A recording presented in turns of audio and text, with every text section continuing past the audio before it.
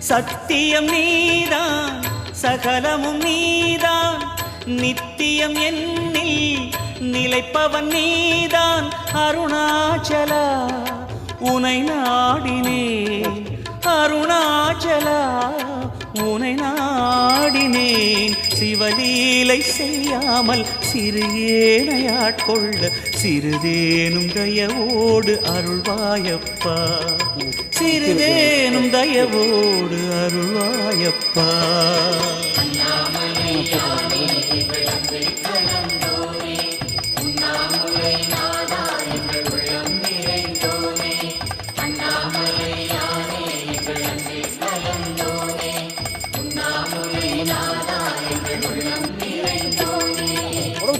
சிவமயமாக தெரிகிறதே சிந்தையில் சிவயோகம் வருகிறதே.